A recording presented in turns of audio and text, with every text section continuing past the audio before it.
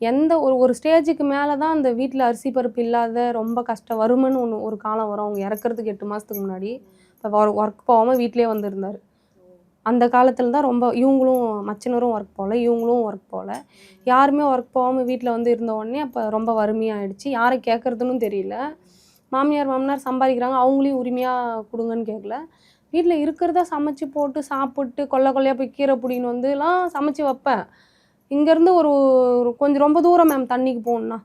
வயிற்றுல ஒரு குழந்தை இருக்கு, கையில் ஒரு குழந்தை இருக்கு. கையில் இருக்கிற குழந்தைய 3வது இதில் நீங்கள் 2வது குழந்தையும் கர்ப்பமாயிட்டீங்க. இப்படி பொழப்பாக இருக்கும்போது ஒரு ஸ்டேஜுக்கு மேலே நான் பேச்சுவார்த்தையே இல்லை. நீ எப்பயுமே திருந்த மாட்டேன், உனக்கு வந்து இதோட லாஸ்ட்டு, நீ இப்படியே இரு, நான் வந்து என் குழந்தைங்கள கரை சேர்த்திக்கிறேன், உன்னை நம்பி வந்த பாவத்துக்கு நான் என் பசங்களை பார்த்துக்க தெரியும் அப்படின்ற ஒரு ஸ்டேஜில் வந்து இருக்கேன் நான். அவனுக்கு வந்து 1 வருஷம் 4 மாதம் ஆகுது, இந்த குழந்தை 3 மாதம் வயிற்றுல இருக்குது.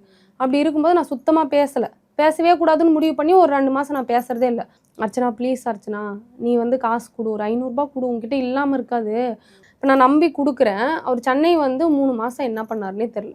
இங்கே யார் யார் கூடயோ சேர்ந்துக்கிட்டு குடிச்சிக்கிட்டு அவங்க அப்பா அம்மாவுக்கு கேரளாவிலேருந்து கால் பண்ணி காசு வாங்கி அதையும் செலவு பண்ணிவிட்டு, நல்லா தெரியுது அவர் வரும்போது வீட்டுக்கு வரும்போது சாகிறதுக்கு ஒரு 3 நாளைக்கு முன்னாடி வீட்டுக்கு வராரு, நல்லா தெரியுது. அப்படியே தாடியும் ஆளும் வேலைக்கு போகல, ஒரு படித்தவர்.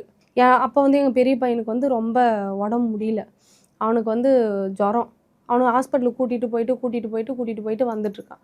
அப்படி வந்துட்டு இருக்கும்போது 3வது நாள் கரெக்டாக அவராகவே வந்து குடிச்சிட்டு சாயந்தரம் ஒரு 6 மணி இருக்கும். இப்படி வரும்போது பின்னாடியே வந்து அர்ச்சனா நில்லு, அர்ச்சனா நில்லு அப்படின்னு சொல்லிட்டு சண்டை போட்டார். அது வர்றதுக்கு முன்னாடியே நான் இப்படி மருந்து எடுக்கலான்னு வந்தேன். பின்னாடி கதவை திறந்து பார்க்கும்போது நல்லா பாட்டில் கையில் வச்சு கலக்கி குடிச்சிட்டு இருந்தார். குடித்த உடனே நான் கதவை சாத்திட்டு கிடுகிடுன்னு ஒடியான்ட்டேன்.